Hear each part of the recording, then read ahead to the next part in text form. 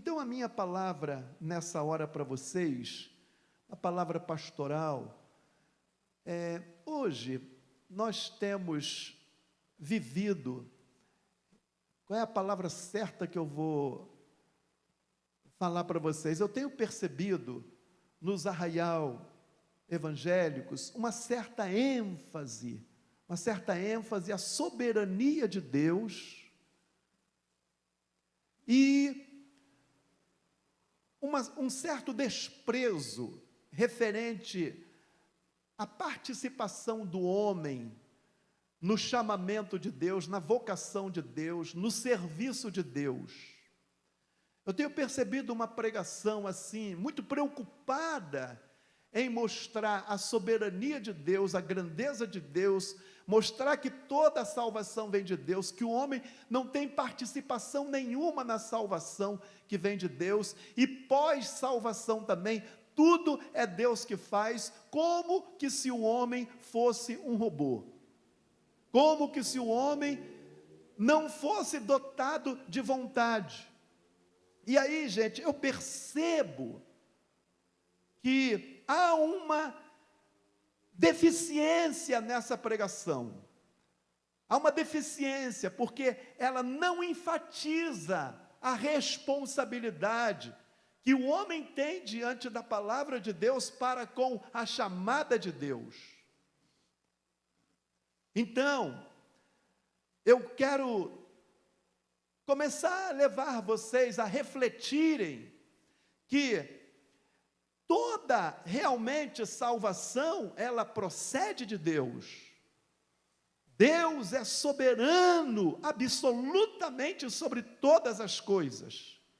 Se Ele não viesse ao nosso encontro, nós estaríamos cada vez correndo mais dEle e mais distante dEle.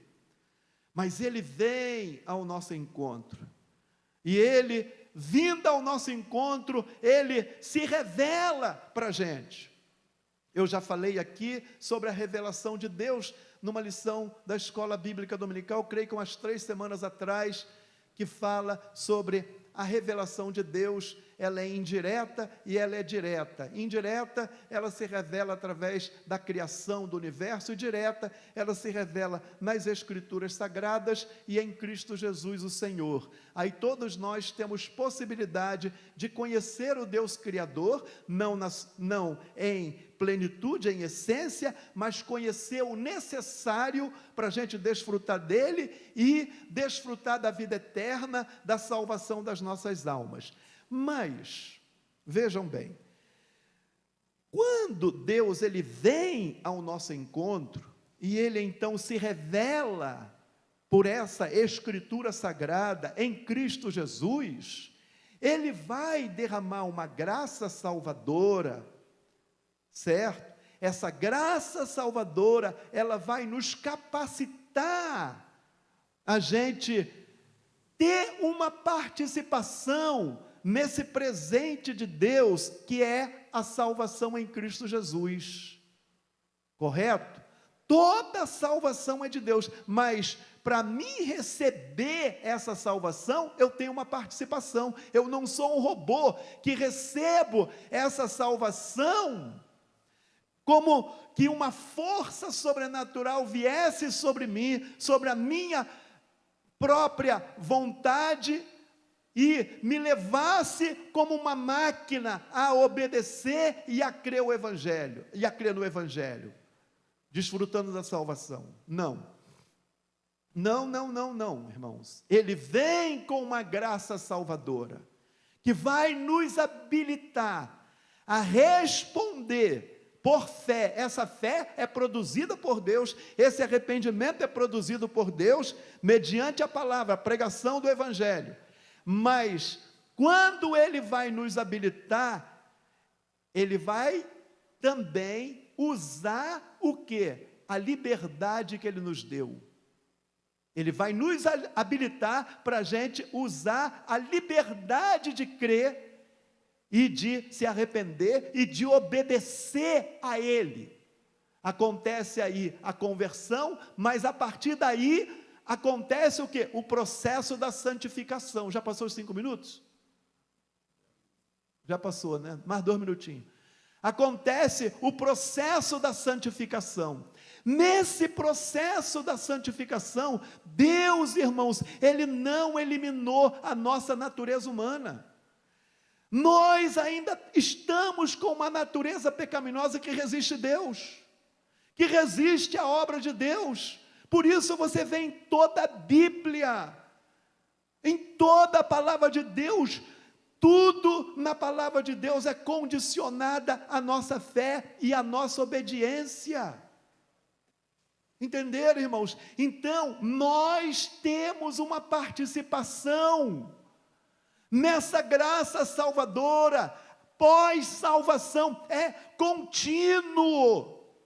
Eu tenho que me esforçar. A Bíblia diz: sede firmes e constante. Constância.